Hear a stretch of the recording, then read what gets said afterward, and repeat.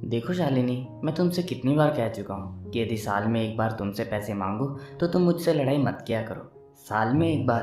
तुम तो एक बार में ही इतना ज़्यादा हार जाते हो कि मैं साल भर तक चुकाती रहती हूँ। शालिनी की व्यंग्य भरी बात सुनकर राजीव थोड़ा झेपते हुए बोला, अब छोड़ो भी, तुम्हें तो पता है कि मेरी बस यही एक कमजोरी है और तुम्हारी यह कमजोरी है कि इतने सालों में भी मेरी इस कमजोरी को तुम दूर नहीं कर सकी। राजीव के तर्क को सुनकर शालिनी भौचक्की रह गई। राजीव जब चला गया तो शालिनी सोचने लगी कि उसके जीवन की शुरुआत ही कमजोरी से हुई थी। एमए का पहला साल भी वह पूरा नहीं कर पाई कि उसके पिता ने राजीव के साथ उसकी शादी की बात तय कर दी। राजीव पढ़ा लिखा था और देखने में भी स्मार्ट था। सबसे बड़ी बात यह थी कि उसकी 40,000 रुपये महीने की आमदनी थी। शालिनी ने जब सोचा कि वह अपने माता पिता से कहे कि वे उसे एमए पूरा कर लेने दे, पर राजीव को देखने के बाद उसे स्वयं ऐसा लगा था कि बाद में शायद ऐसा वर न मिले। बस वहीं से शायद राजीव के प्रति उसकी कमजोरी ने जन्म लिया था। उसे आज लगा कि विवाह के बाद भी वह राजीव की मीठी मीठी बातों वह मुस्कानों से क्यों हारती रहती है। शादी के बाद शालिनी की वह पहली दिवाली थी। सुबह सुबह ही जब राजीव ने उससे कहा कि 10,000 रुपये निकाल कर लाना तो शालिनी चकित रह गई। कभी भी 1-2 हज़ार से ज़्यादा की मांग न करने वाले राजीव ने आज इतने रुपए क्यों मांगे? शालिनी ने पूछा। क्यों? लाओ यार, राजीव हंसकर बोला था, जरूरी काम है, शाम को काम भी बता दूंगा। राजीव की रहस्यपूर्ण मुस्कुराहट देखकर शालिनी ने समझा था कि वह शायद उसके लिए नई साड़ी लाएगा। शालिनी दिन भर सुंदर कल्पनाएं करती रही, पर जब शाम के 7-8 बजने पर भी राजीव घर नहीं लौटा तो दुश्चिंताओं ने उसे आ घेरा। तरह तरह के बुरे विचार उसके मन में आने लगे थे। कोई दुर्घटना तो नहीं हो गई? किसी ने राजीव की बाइक के आगे पटाखे छोड़कर उसे घायल तो नहीं कर दिया? 8 बजने के बाद इस विचार से कि घर की दहलीज सुनी न रहे, उसने 4 दिए जला दिए, पर उसका मन भयानक कल्पनाओं में ही लगा रहा। पूरी रात आंखों में कट गई पर राजीव नहीं आया। हड़बड़ाकर जब वह सुबह उठी थी तो अच्छी धूप निकल आई थी और उसने देखा कि दूसरे पलंग पर राजीव सोया पड़ा है। उसके पास पहुंची तो तुरंत ही पीछे हट गई। राजीव की सांसों से शराब की बू आ रही थी। तभी शालिनी को रुपयों का ख्याल आया। उसने राजीव की सभी जेबें टटोल कर देखी पर सभी खाली थी। तो क्या किसी ने राजीव को शराब पिलाकर उसके रुपए छीन लिए? उसने सोचा, पर ना जाने कितनी देर वह वहीं खड़ी खड़ी शंकाओं के समाधान को ढूंढती रही और आखिर में यह सोचकर कि उठेंगे तब पूछ लूंगी, वह काम में लग गई।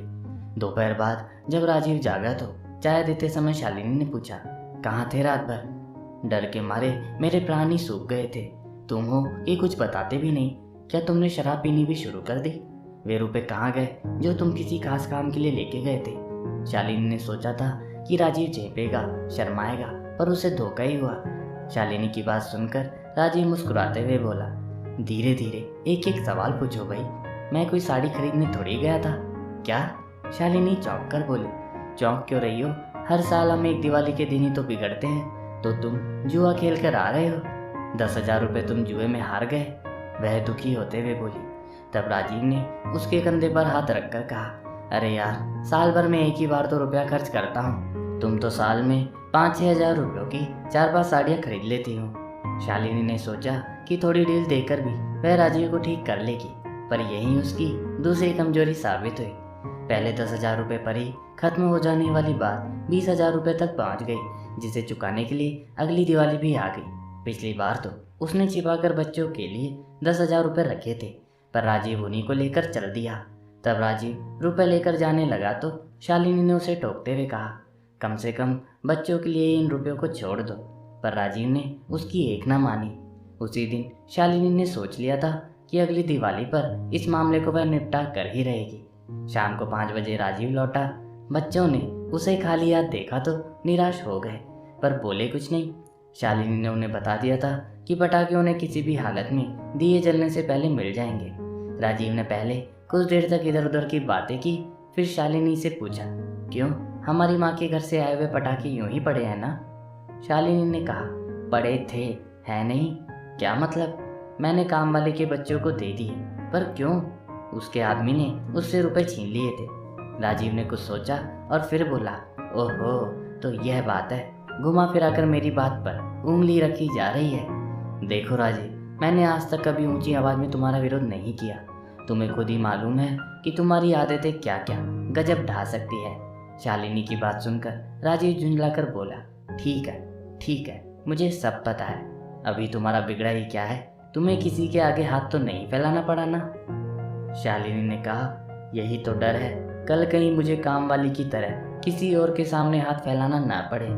ऐसा कहकर शालिनी ने शायद राजीव की कमजोर रग पर हाथ रख दिया था। वह बोला, बकवास बंद करो, पता भी है क्या बोल रही हो। जरा से रुपयों के लिए इतनी कड़वी बातें कह रही हो। जरा से रुपए? तुम्हें पता है कि साल में एक बार शराब पीकर बेहोशी में तुम हजारों खोकर आते हो। तुम्हें तो बच्चों की खुशियां छीनकर दाव पर लगाने में जरा भी हिचक नहीं आती। हमेशा कहते हो कि साल में एक बार ही तो तुम्हारे लिए दिवाली आती है। कभी सोचा है मेरे और बच्चों के लिए भी दिवाली एक बार ही आती है? कभी मनाई है कोई दिवाली तुमने हमारे साथ?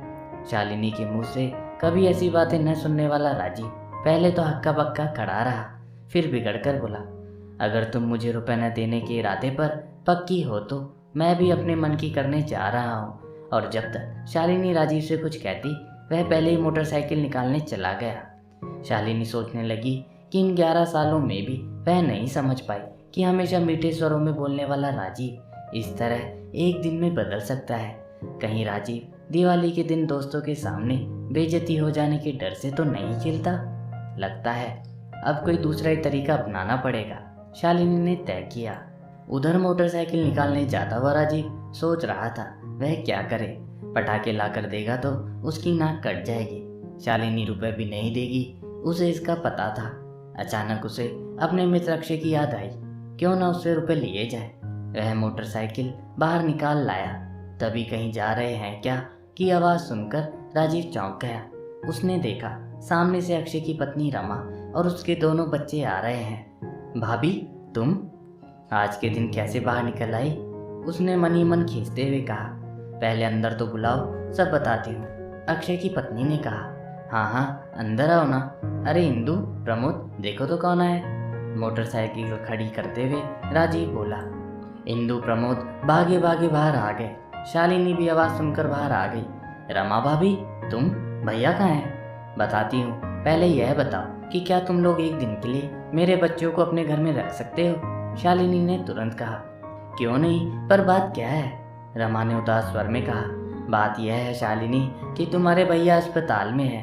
परसों उनका एक्सीडेंट हो गया था। दोनों टांगों में इतनी चोटें आई हैं कि 2 महीने तक उठकर खड़े नहीं हो सकेंगे। और सोचो, आज दिवाली है। राजीव ने घबरा कर कहा। इतनी बड़ी बात हो गई और आपने हमें बताया तक नहीं। रमा ने कहा, तुम्हें तो पता ही है कि मेरे जेठ जेठानी यहाँ आए हुए हैं। अभी अस्पताल में पड़े पड़े कह रहे हैं कि पहले ही मालूम होता तो उन्हें बुलाता ही नहीं। कहते हैं तुम लोग जाकर घर में रोशनी करो। मेरा तो क्या, किसी का भी मन इस बात को नहीं मान रहा था।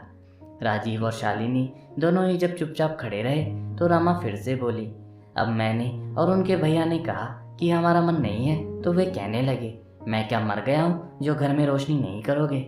आखिर थोड़ी सी चोटें ही तो हैं। बच्चों के लिए तो तुम्हें करना ही पड़ेगा ना। मैं सोचती रही क्या करूँ। तुम लोगों का ख्याल आया तो बच्चों को यहाँ पर ले आई। तुम्हें कोई ऐतराज़ तो नहीं है ना?